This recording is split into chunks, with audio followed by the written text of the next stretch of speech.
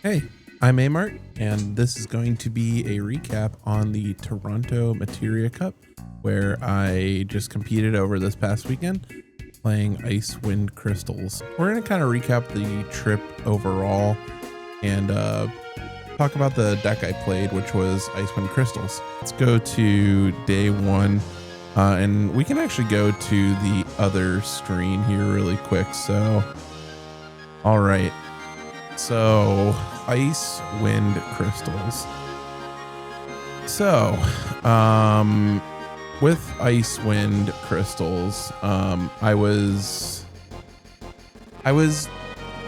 like 80% sure I was playing this after how poorly I did at the LQ the previous weekend. I tried out Tori Kelly's unicorn control deck, and I enjoyed playing it, but I just ran into some matchups that felt pretty unwinnable, and I felt like a lot of the decks that didn't really that I didn't like do well against were going to be very present in Toronto, and so I opted to try out Ice Wind. So my buddy Mike, who played in the Pittsburgh Materia Cup, played Ice Wind Crystals, and he actually took that to a 21st place finish. He was 5-1 at the end of round 6. And this was his first Materia Cup, and he absolutely crushed it. I mean, still not making top 16. That top 16 was so stacked. I mean, I was like, being a commentator, just like I was astounded at how good everyone was in that top 16. So nothing to like sneeze at. Mike did a great job, but I mean, just seeing how he played Ice Wind Crystals, and like was able to do so well with it, got me thinking, why not try Ice Wind? I already had my qualification for nationals locked up through a LQ win last month, and so I'm kind of like trying out new things right now. Ice Wind has been pretty good in most of the Materia Cups this season. The only one where I don't believe it put any results into a top cut was the Pittsburgh one. But it had 2 wins on the season in the hands of Josh Herman and Raleigh. And I do apologize, I actually don't remember the name of the second. I'm gonna go ahead and check that really quick.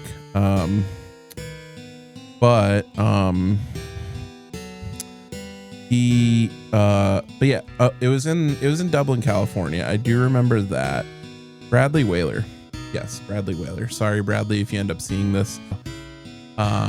It had some pretty good results this season. It showed that it had the ability to win Materia Cups, and so I figured, let's give it a shot. The deck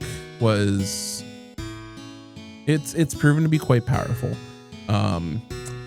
The way that I built this list, I was on a few different things before the tournament, and thanks to my buddy Marcus, who also has a top 16 with Ice Wind Crystals this season, he kind of helped me come to this list. I was not playing 2-edge. I was playing 2-setzer. Some of my backups were my backup lines were a little bit different. What else? He was playing the 3-cost Zidane. I ended up cutting it. I just really wanted the 3rd Alexander in this list. It's very strong into MBM. It's very strong into Seymour decks being able to just free kill it. It's great into monster lists. It just has a lot of flexibility, and that card is very, very powerful It's probably I would say one of the top 3 summons. I think Cuchulainn right now is the best summon in the game. I just don't think it's very close. But Free Alexander was very good this weekend. And yeah, I was surprised. I knew we had some MBM in the room. I didn't play it at all. I saw it all around me, but no, I didn't play it once. Going through my matchups, I can go ahead and tell you all. So round 1, I played against, funny enough, my top 16 opponent, who Eric, in round 1, he tells me it's his first tournament ever. He's never played a local. He's never played an LQ, and his buddies just hooked him up with the KP Wool 7 list, and that's actually what I used to qualify for nationals this season. So yeah, I had a pretty tough game against him. He was able to find his Bahamut for the first Sid Randell, and then play a Wool 7, and he ended up flipping into, I believe it was Diana Alphino or something. Just not exactly like what you want to be finding. They're fine cards, but I mean, it just isn't impactful enough for this matchup. I was able to play my second Sid Randell right after he removed the first one, and I knew from there the game was pretty much locked up. I kind of just went a little bit wide. I went wider. I ended up finding a Vaughn eventually and just got through. And yeah, so I got round 1. It was 7-0. Round 2, I played against my buddy Creon. He was playing he named it Army of 2 with the Lightning Cane and a bunch of different Cecils. And we had a very close game. I honestly thought I was going to lose. And he ends up so I play a Kadaj against him, and he had like some dull forwards, but he discards, he has to go like hand out to play an Odin against me. And eventually, like after that, I just kind of stabilized and turned the corner. But that was my closest match of the entire day. Yeah, so I beat Creon, moved to 2-0. Round 3, I played on stream, which some of you may have seen, against Christian Echevarria. This is going to be something I kind of like talk about throughout the video. I still feel like I'm still so new to this game, but like I recognize a lot of the names in the game just because of like I've watched them through, like I've played the game since Opus 21, and I've seen a lot of these names that now I'm playing against, and it's like these are some very good players. So against Christian, anyways, let's get back into the game. I mulliganed. I didn't have a backup in my hand, so I'm like, all right, I'm gonna throw this away. And then I mulliganed into a hand of no backup still. But I did have the Vaughn in hand, and Vaughn carried me that entire game. It was able to stick around. It never got removed. Eventually, like I kind of had to play a little bit slow, but I also, it's like I had to play slow, but I also kind of had to go a little more unga bunga, in the sense that I had to start putting pressure on him, because if I let his deck, which he was playing Earth Water Monsters, if I let him keep playing the long game, he's gonna win that. Thankfully, I was able to get lucky with one of my hits and hit his only Shantoto into his damage. So once that happened, I knew I was good to go wide, and kind of just keep the game, like keep developing my stuff. Yuffie was pretty okay. There was a turn where I attacked, or I like removed his Mira or something, and he sacrificed it to make his zombie,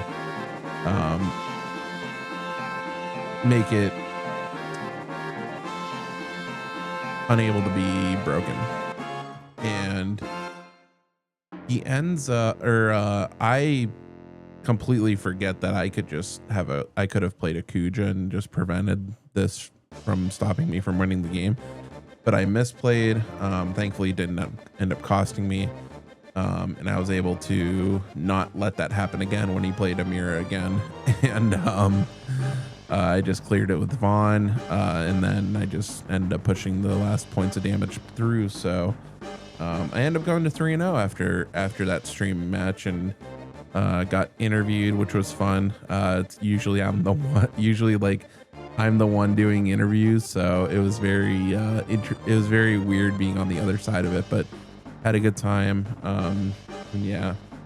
So moving on to round 4, and I am playing against Jeff Curran, who is playing Army of One. I had some pretty good draws in this match. I was able to like have a pretty explosive start, and then eventually stick a Kuja to make sure Lightning would never be able to attack. And then eventually he did find an Odin. He had pitched a ton of Odins to be able to play his stuff, and his 6-cost Lightnings never hit 5. They only hit 3 cards, so they were only playing or getting back. They weren't plussing the resources. He was always only hitting 3. So yeah, eventually I get to a point where I'm able to just keep their swing through, and he's never really able to connect. And yeah, I take it 7-0 again, and at this point I am pretty sure I'm locked up for top 16. So I'm going into the break undefeated. Just very happy that we're through. Come back from the break, and I play against Tayo, who also made top 4, who was playing Bart's Raffia. I stick a pretty early Seymour. I start locking him out of his resources, keeping him down on cards. I get him to 2 damage. I stick, and I hold.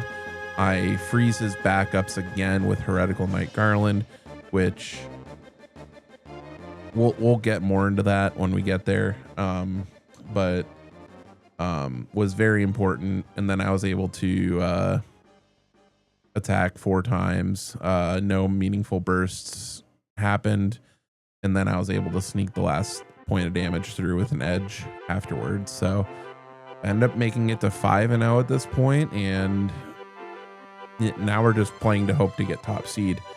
And the only other undefeated in the room at that point is Sam Toole. Sam, I knew, was playing Wolf 7. I knew I could beat it, but unfortunately the draws just were not there. I had a pretty rough mulligan,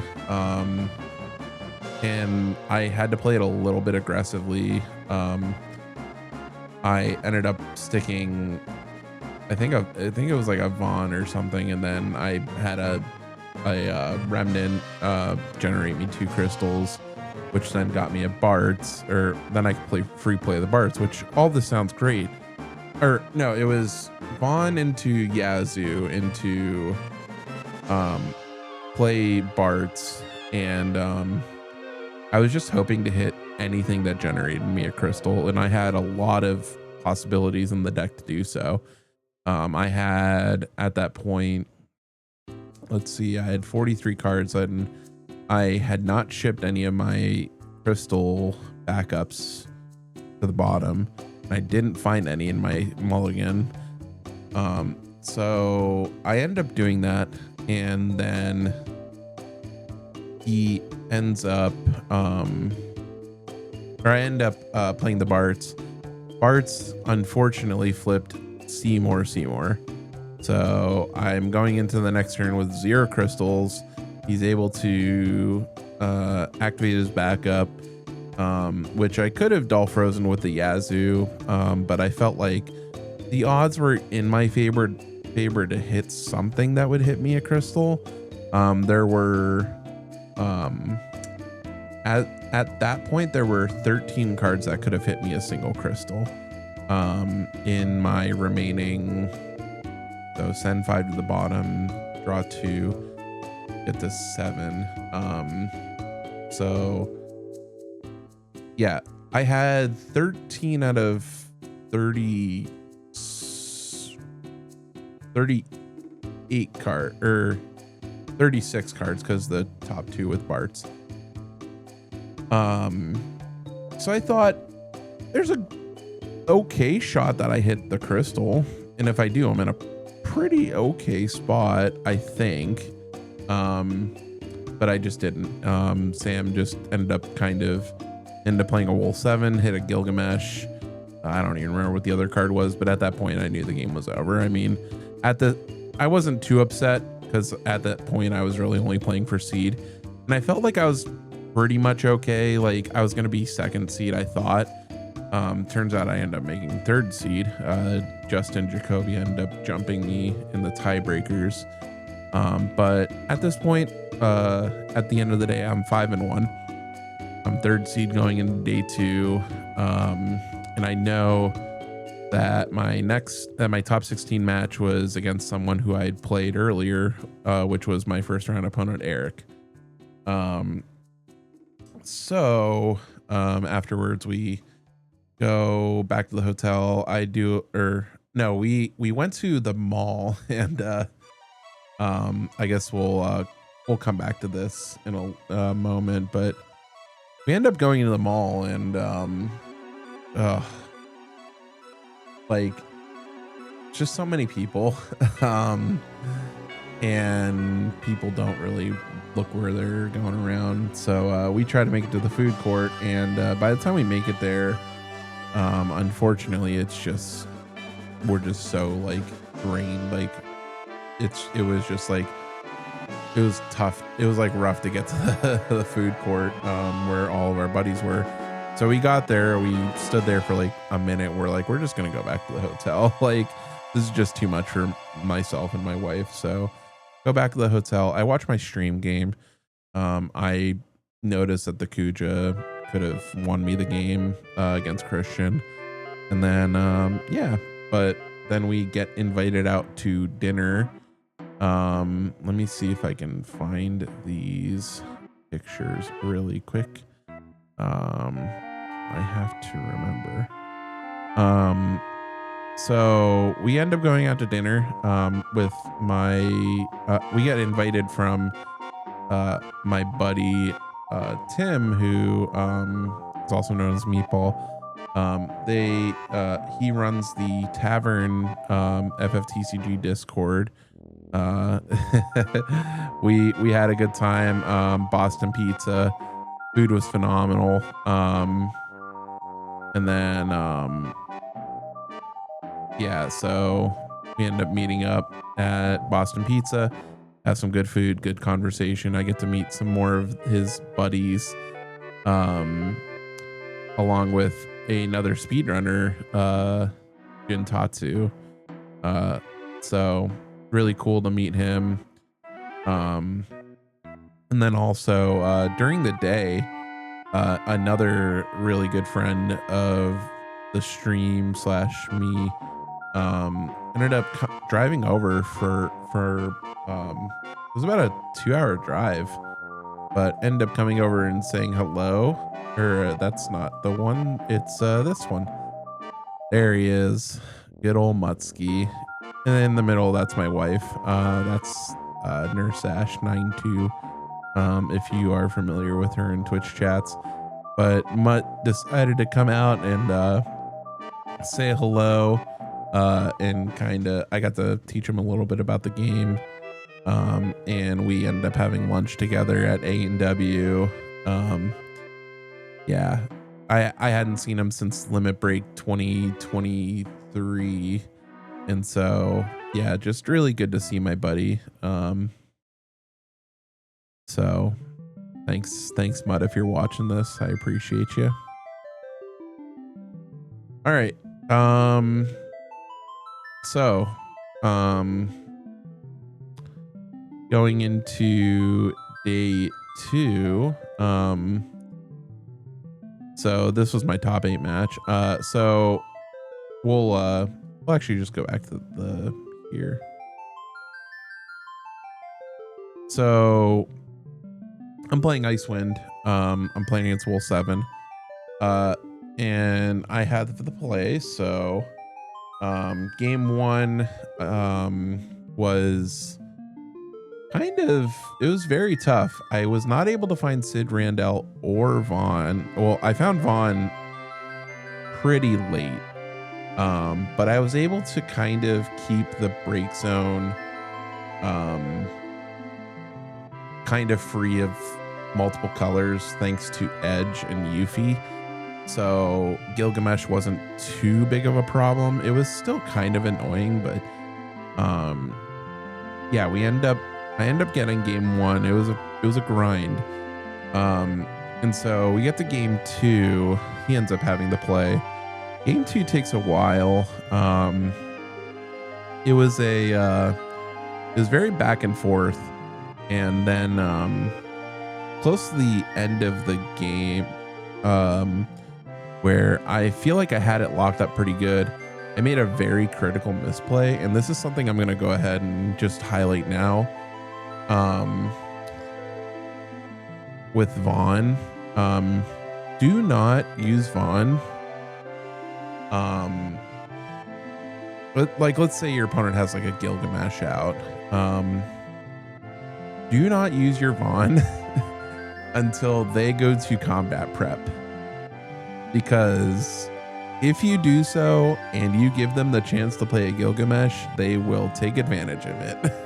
And that's what happened to me, and I end up losing game 2 because of it. So but yeah, I mean, otherwise it was a pretty close game still. But I got a little too trigger happy with the Vaughn, and when I got to my 4 crystals, I wiped his 3 forwards, and yeah, I paid for it. So end up going to game 3. Game 3 is not too bad. I got pretty lucky with he played a Wool 7, and he had a really rough flip. Like, I think he hit Amat, Wool 7, Wool 4, and like Yuzuki. And he was never able to really come back after that. I ended up having a Kadaj that kept ripping his hand apart afterwards. Eventually I stuck a Seymour, and I was able to get around. So I ended up winning my top 16 match against Eric. So I move on top 8, and I know I'll be playing against Sydney, who is playing Bartrefia, and I had beaten it earlier in the tournament against Tayo. And this is nothing against Tayo, but I've seen Sydney play this deck, and I know I've got my work cut out for me. Thankfully, so I can go back to here really quick. We can show off some of these pictures. So So yeah, Sydney and I are playing in top 8. I end up going very aggressive in my mulligans, hoping to find Seymour. And I end up finding Seymour in both games very early. And even in game 2, I played like a crystal backup and passed, and then he kind of like went off with his Barts and all that. But eventually he has no cards in hand, and I just I lock down his earth and water backups, and he just doesn't really do too much after that. He just passes after that, and I kind of take over the game. At least in game 2. Game 1 was pretty similar. Seymour was very critical. Yuffie was also very critical from some of the Ferris stuff. Anytime a Ferris came down, if I could help it, I just killed it on sight with a Yuffie. You don't really want Ferris to be chaining off all those pings and clearing your board. And so, yeah, I was able to beat Sydney. It was a very good game. I got very lucky. He didn't hit, he hit one burst in our 2 games. That was it wasn't even super relevant. It was damage 5 in game 2. And I was winning that turn. He found a Thoradin burst, which I think he went in search of Cuchulainn. I think he was hoping to find another water, like another burst, like a Kusith or a Thoradin, to be able to get a water card back and Cuchulainn the edge that I had waiting to finish the game off. And thankfully damage 6 came by and I was able to avoid that, and then edge sealed the game. So yeah, top 8 locked up at this point, and yeah, I feel very good about where I'm at. So I know I'm going to be playing Anthony Apigo, who's on Wind Water Cast, and at this point of the tournament, looking at the other side of the bracket, obviously Mike, Powell, and Tayo are very good players, but I felt like because of mine and Anthony's deck choices, I felt like whoever won out of our match was probably going to win the entire tournament. I mean, you can still definitely lose to MBM. I think the way I have the deck built is solid into MBM. So, and then I had beaten Bartzrafia twice at this point in the tournament. So, and then Anthony is able to do Wind Water Cast stuff against MBM, unless they have like a Yuna, but Anthony beat a Miwa Yuna apparently in finals, which blew my mind. And then Bartzrafia, I just know if I play very aggressively with the Seymour, it's probably good. Like, could probably get there as long as I don't overextend into a damage 3, and you know. So I end up playing Anthony. We end up getting on stream. I think I made one misplay in our match, and that was when I had played a Seymour pre-combat. He had no cards in hand, and I just could have waited. But he hit a burst to draw a card. I think he hit a Cuchulainn to draw a card. And if I would have waited with the Seymour, I could have played Seymour, dull frozen his backups like I had done pre-combat, and then had him discard the card that he drew. So I think if I sequence that a little bit better, I'm in a much better spot. But unfortunately, just end up not playing that properly. And so, yeah, but game 1 ends up getting there. Game 2, I get into 6 damage. And he's able to go off with his cast turn. And at that point, I'm pretty sure the game's over, but I still tried to fight through it. Just couldn't get there. And so you can watch those matches that I played back in the VOD on Twitch or YouTube. I believe it is twitch.tv/GG_Haven. And then YouTube @GG_Haven. And I'll try and remember to link those below. So yeah, at this point, my tournament's over. And I'm ecstatic. I mean, I came into the weekend. I was like, I got there Saturday and I was like, I don't know if I'm playing the right deck. It just was like, I don't know. I saw all the players in the room and I'm like, this is just a really strong room of players. I don't know if Icewind's going to be, you know, if I'm going to do well with Icewind. I'd only played like maybe 10 to 15 matches with it before the event. And so, yeah, but the deck felt very, very strong. My list felt really, really good. So we can go back to the list and we'll just start talking about that real quick here. We'll try to get through. So yeah, 26 ice cards, 23 win cards, 32 forwards, 15 backups, and 3 summons, 8 limit breaks for a total of 58 cards. So let's go ahead and let's show off the deck. 3 Marsh, which I think is pretty standard. 2 Edge, 2 Undead Princess, 3 Laws, 3 Yazoo, 2 Vaughn, 2 Sid Randell, the Setzer, which I think is actually quite interesting. We'll kind of talk about this in the list a little bit, in just a little bit. 3 copies of Yuffie, 2 copies of Shantoto, 3 copies of Kadaj, Seymour, and Bartz.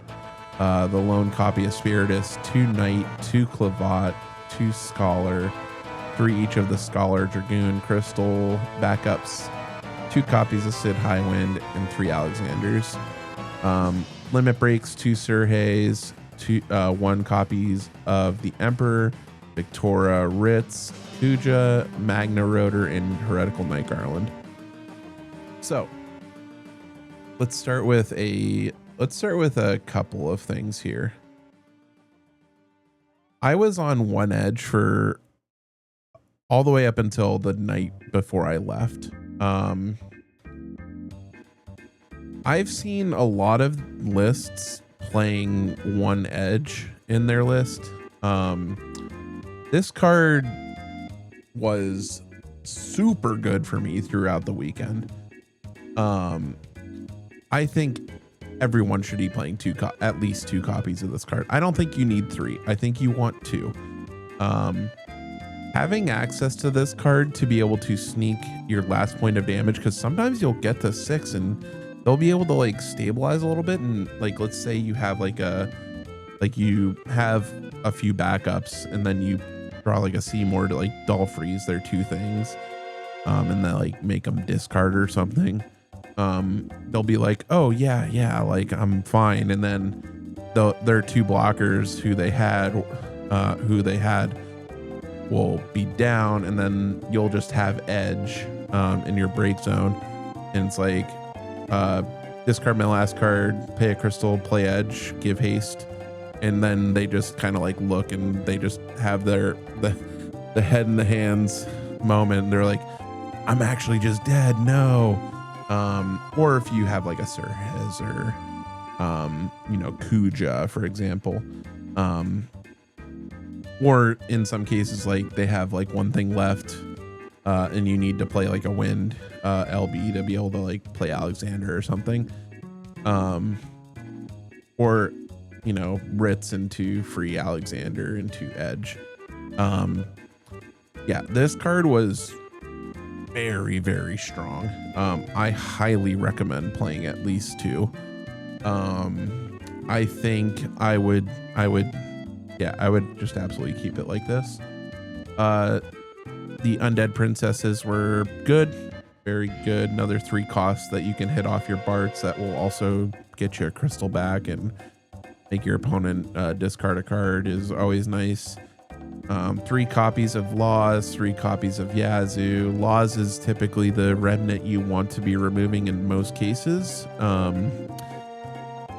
to be able to gain your 2 crystals off of either Kadaj or Yazoo.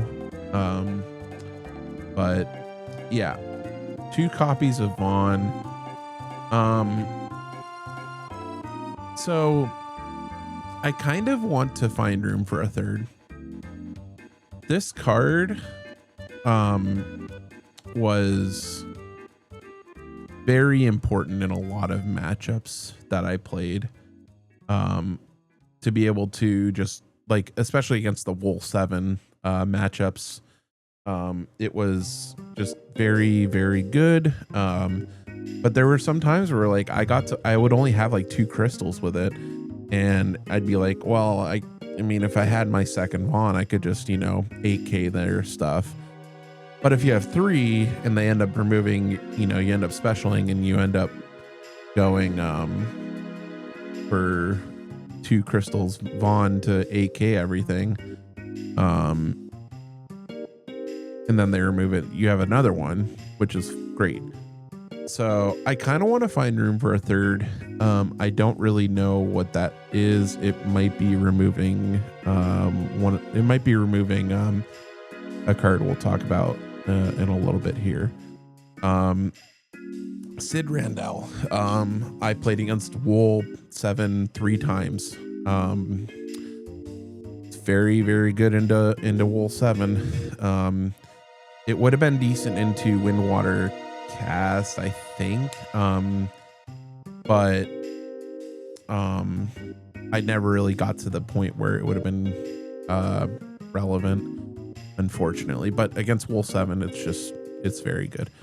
And if they blow up the first copy, they're, they think they've got it, and then you just play the second copy and you're just like, all right, find another way to beat this. And if they can't, then you just win.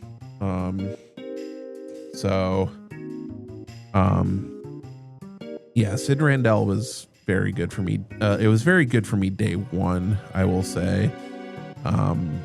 It's also,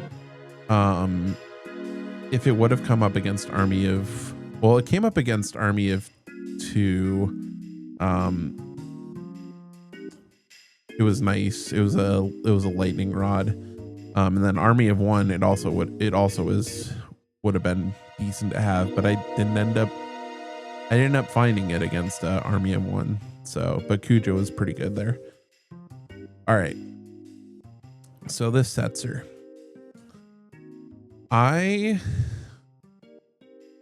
think this card is worth experimenting with. I don't know if it's going to stay in my version of the deck. But I will say there are times where you will go to backups. Like you'll play your Scholar, you'll play your Knight, and then you pass. And if they end up not, if they end up, you go to your next turn. Sorry. And you play the Setzer, and that's the only thing you've played, you're guaranteed, unless you hit this, which if you do, it's rough.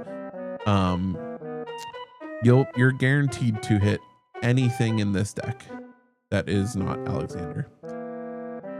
And that's at the cost of a single crystal. So you can, go play, or you can go like turn 2, like play Setzer. You can discard 2 cards, go down to 1 card in hand, and you could flip Seymour. You could flip Bartz. You could flip Yuffie. You could flip another backup. You could flip your 3rd backup. You could flip Sid Highwind. Like This card has a lot of potential, and like that's just the first part of the card. The second part is also just very, very powerful for what this deck is doing. If they're playing the game of, remove your other bodies on board and just leaving this on, hoping that you don't play a second copy, then you're going to keep generating crystals. And if they want to keep attacking into you and like offering trades, you're going to keep getting crystals. And this deck just keeps wanting crystals. So when this card came up, it was excellent. But it does sometimes not do enough. There are times, like sometimes you go Setzer and you hit like Shantoto, for example, which, like, don't get me wrong, that's still fine. Or you hit like a Remnant and you don't have one in your break zone. Then it's like, that doesn't feel super great, but it's another body at least. So yeah, this might get cut out. And like, it's like, yeah, I did talk about wanting the third Vaughn. I don't think if I cut this, it would be for the third Vaughn. I think I would have to cut something else out of the deck to be able to play the third Vaughn. I think I would want to play another 3-cost card. And I think it would have to be a 3-cost ice card or 2, something that's 3 or less. It could be, the 16th backup. It could be the Vincent that freezes 3 backups when it comes into play. I think the Vincent that freezes 3 backups when it comes into play, and then you can keep using it to freeze things down. That's a very solid possible inclusion. Not only would it be good to flip off of like a Bartz against someone who just goes and do a bunch of backups, but it's also something you can find off Sid Highwind. It's also something that if you're playing against MBM and they go backup, you just play Vincent and you're like, okay, have fun. Like, I basically just got a free turn. So I think that might be what I do. I think this may become the first Vincent instead. But I also will say, try this card out, see how you like it. It's got a lot of potential. I think it's a very strong inclusion. I think this deck, with Ice Wind, you have probably 4 to 5 flex slots that you can play with, and this is definitely one of those cards that fits into that flex slot role. So anyways, 3 copies of Yuffie. This card is another way for you to be able to spend your crystals through a variety of ways. Hitting, like I said, against Bartz Refia, they play a Ferris, and you just shoot this thing before it starts to chain off pings into your things. Is great. It also just removing cards from your opponent's break zone. If you're able to get a Refia off the board and then remove it with Yuffie, you're in a pretty good spot. It's also very good against the Wool 7 deck, being able to keep their colors under control. They can't freeze it, or they can't dull freeze it with their Gilgamesh. They can't dull it with Surhaze, as long as you don't run out of crystals. Very good. 2 copies of Shantoto. Another card I would love to find room for a third for. That was hard to say.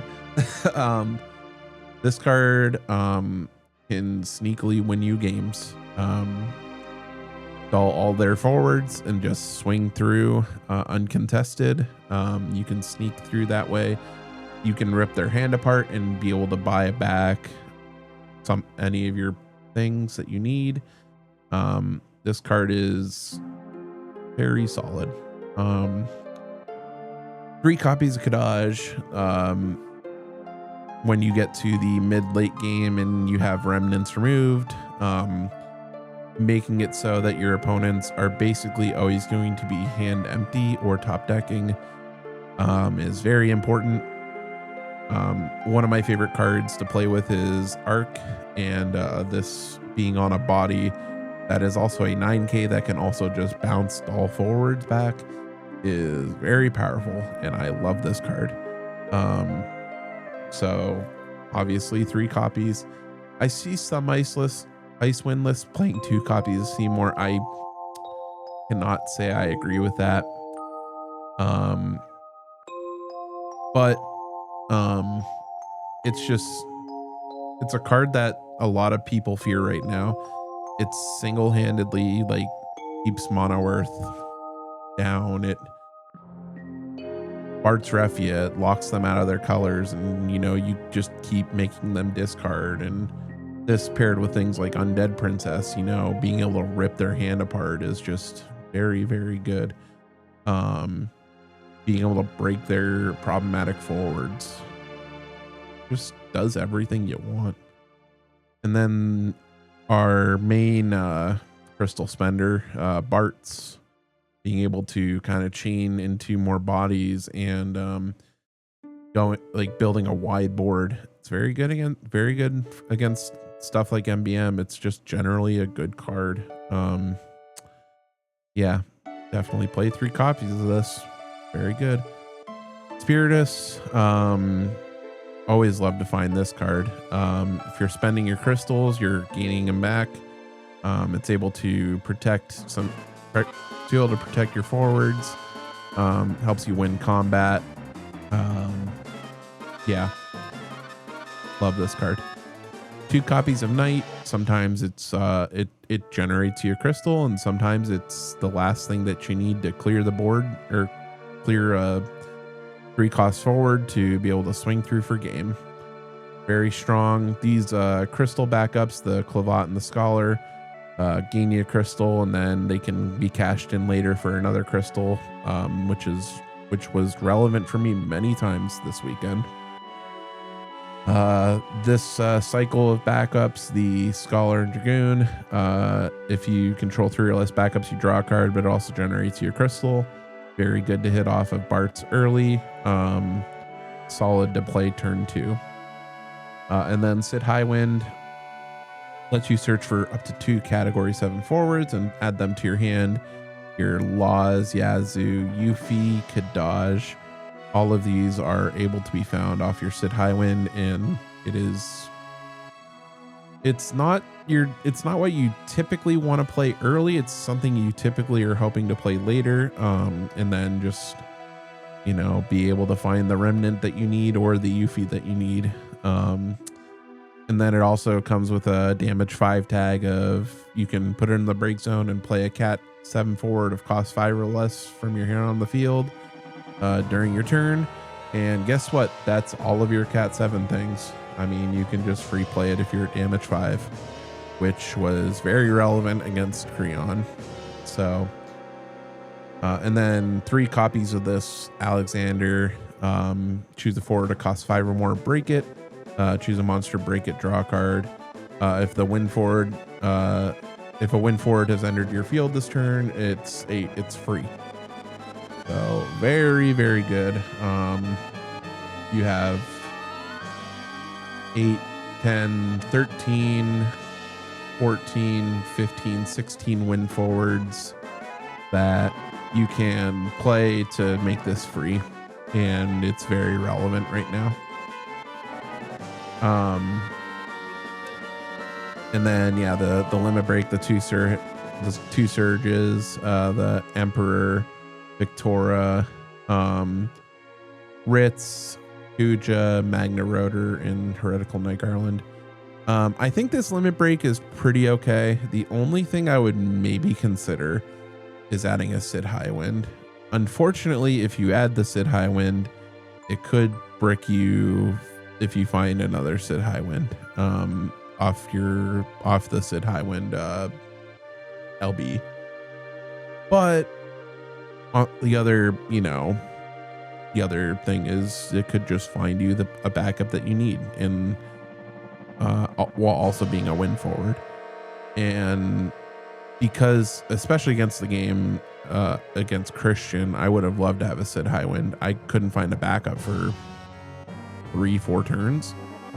I did find a Sid Highwind, but at that point I didn't want to pitch 3 cards and stop being aggressive. That would have been, I felt like that would have been a recipe for disaster. So but yeah, that's the list.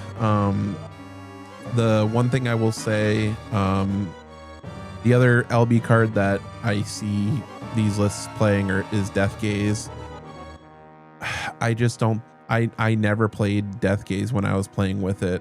I was like, yeah, you can kill a Seymour, but like, you can also just go around Seymour. You could, you can Kuja it. You can, if they swing with it, you could freeze it with surges. You could Seymour it yourself. So I just ended up cutting it because it just never really came up that I ever wanted it. So I cut it for this, which this Heretical Night Garland was so good this weekend. Being able to, especially against Bart's Raffia, get to damage 2, you attack them a couple times with Seymour, and then you kind of like build your board a little bit more out. You stop on 2, you play Heretical Night Garland, you don't attack, you freeze their earth water backups, and then they're just like, I'm stopping. I mean, they have to pitch cards from their hand to be able to play their earth and water cards, which are very important, except for Bart's. Like, I guess Bart's, sure, but if they have a Bart's out already, then it doesn't really matter anyway. But this LB was, I would say, this, the Kuja, the Surges, and the I would say this, the Garland, the Magna Rotor, the Kuja, the Emperor, and the Surges were all, and even the Ritz was fine. The Victoria was fine too in some spots, but this was just very, very strong, and I highly, highly recommend it. So yeah, that's the deck. So let's go back to the camera here. And yeah, so that was the weekend. Let's kind of show off some of these pictures here. Might show a few like I did earlier. I'm sorry. Yeah, that's me and Sydney playing. Oh yeah, this was me versus Anthony, and yeah, Anthony and I had such a fun match. I mean, if there's anyone I was going to lose to, Anthony is truly just one of the nicest people, even if he is, a jokester, and no, I'm just he's great though. I'm very, very happy for Anthony. So all my crew, well, not everyone that's on repping KG, because some of them were still playing games, but from left to right, Todd, myself, in between me and Adam is Sheep, Adam, Yanis, below Adam and Yanis is Taylor. To the right, or to the left of Yanis, your right is John Klimas, Schleb, who is also someone who likes to make videos, and I assume we'll probably make a video on their experience with Toronto at some point this weekend, or at some point this week. And then Devin in between John and Creon, And then to Creon's left, your right is Mike Byrne, and then Mike's son, Steven. Me and Meatball again. Me, Ash, and Kev. My wife has started playing the game, and I want to thank Amethyst, who also made top 16 with a very cool fire water crystal list, for taking the time to kind of help my wife learn the game. Also want to thank Jason Richardson and Sheep for also helping my wife starting to learn the game.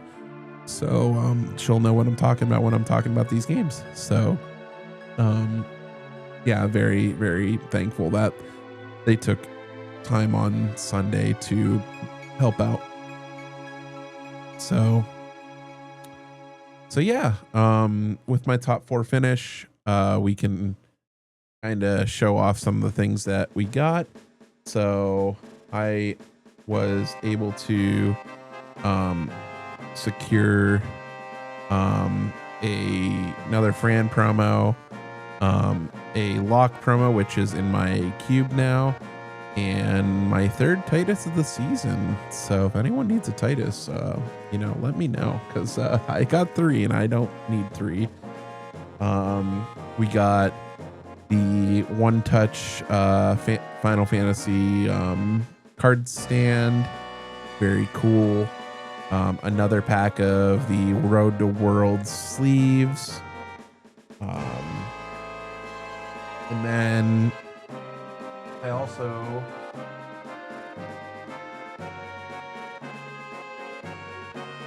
won another one of these playmats, which is the semi-finalist playmat. I wasn't really sure if I was gonna like the lettering on it, and after seeing it in person, I actually like it a lot more than I thought. So now I have a second one of these playmats. I got one for commentating Pittsburgh, so that's really cool. I bought this playmat tube. Oh yeah, we got $150 store credit for top 4ing the event as well. So I bought this playmat tube for my playmat.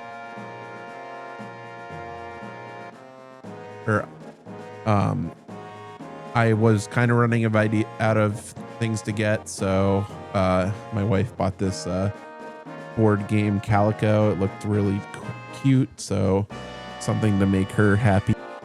I bought some more sleeves because we're card gamers. We need sleeves. And then I also bought a new box for the All-Star Draft, which let me grab that really quick.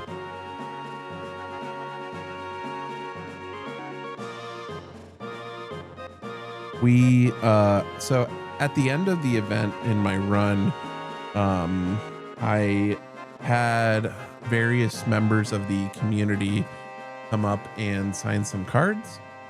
Some names I remember, some names I don't. If you're watching this and I didn't remember your name, I sincerely apologize. There were so many people. I tried to remember everyone. I should have just written names down, but we'll start. Badra Dahara Wu was signed by Robert Wu. I had Arc signed by the champ, Anthony. Lena signed by Sydney. The Road to Worlds Lightning.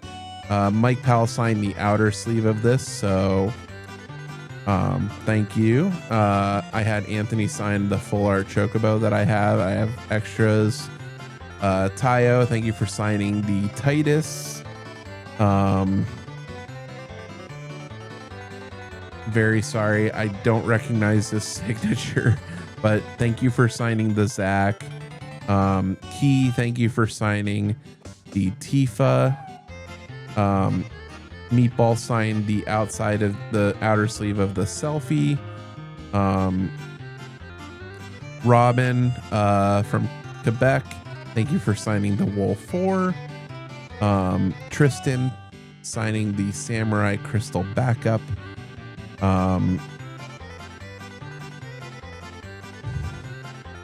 There was an artist friend who I'm very sorry, I don't recall the name, but they signed the Kate Sith backup. Lou signed the Jack Garland show, signed the Siastola. Jason Richardson signed the Gilgamesh. Estelle, thank you for signing this Ferris. Christian, thank you for signing the Riku. The artist friend who I think their name is Show. I'm probably wrong. I'm very sorry. Did a little doodle on the Kate Sith. Sam Tool, thank you for signing the Yuna. And then Scott, thank you for signing the Man in Black and also for signing the Lil T.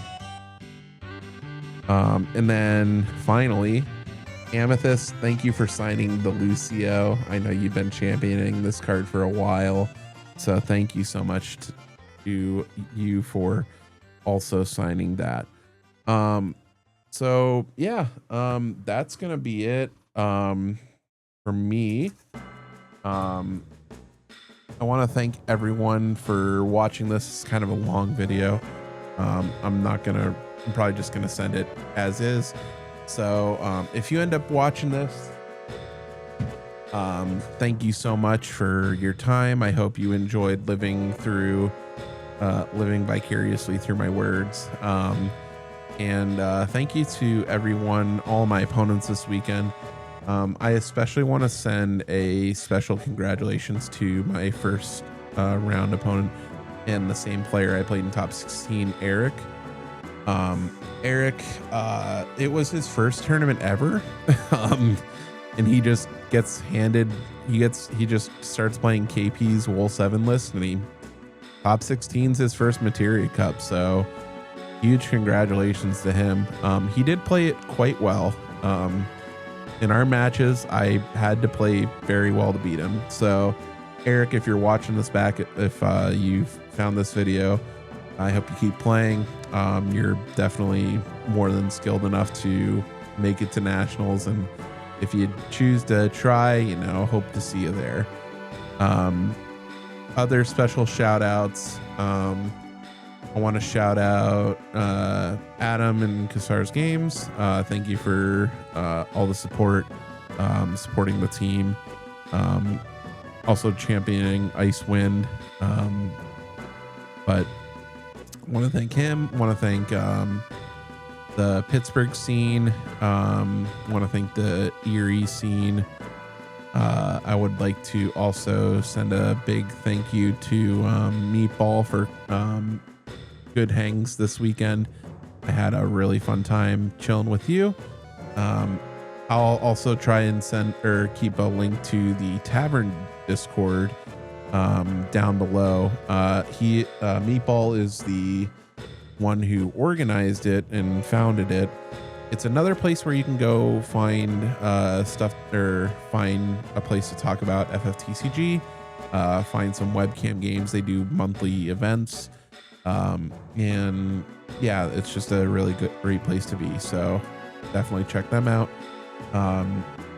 Come find us doing the Kassar's Games and Hyper Collectibles weekly webcam events on Thursday nights at 8 p.m. This may be changing. We're kind of still talking about it. We are off this Thursday coming up, the 23rd, and we are also going to be off the 30th. But we may be doing a special gathering of the team to talk about the new set coming out. And then who else would I like to thank? Marcus. Marcus was very gracious in helping me the night before the event, or the night before I left, and also on Friday, to come up with this ice win list. He's been playing it a lot. He's a fantastic player. He already has his nationals qualification before the season started, due to how well he did at Worlds. So big thank you to Marcus. Looking forward to seeing you again later this year at some point. Who else? The judge staff for the event this weekend, it was a very smoothly ran event. Didn't really notice any problems or anything. Seems like the event went off pretty well. So thank you to all of you for devoting your time. Let's see. Infinitely, whose photos I used a few of. That's for also in the thumbnail. Thank you so much for the pictures, and for was great to meet you this weekend.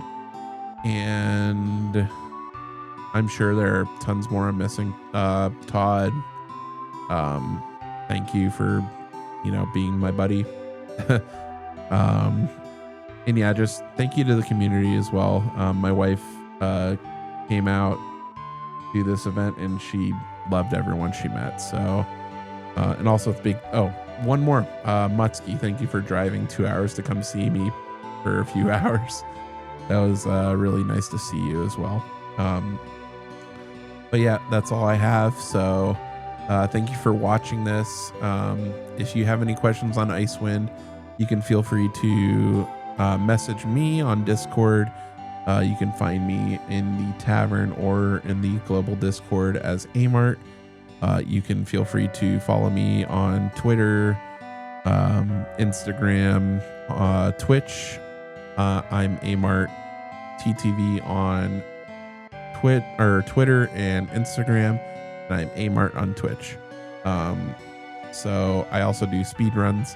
So if you want to come check that out, I will be getting into those a little bit over these next couple of weeks before ramping back into the competitive season.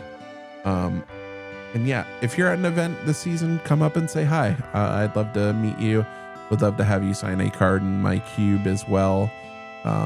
Any cards that make their way out of the cube that have been signed already will make their way into a community binder where they will be loved and treasured. And yeah, so thanks everyone. I hope you take care. And yeah, congrats again to Anthony for winning the entire event. I hope to join you at Worlds later this year. But until then, take care. See you next time.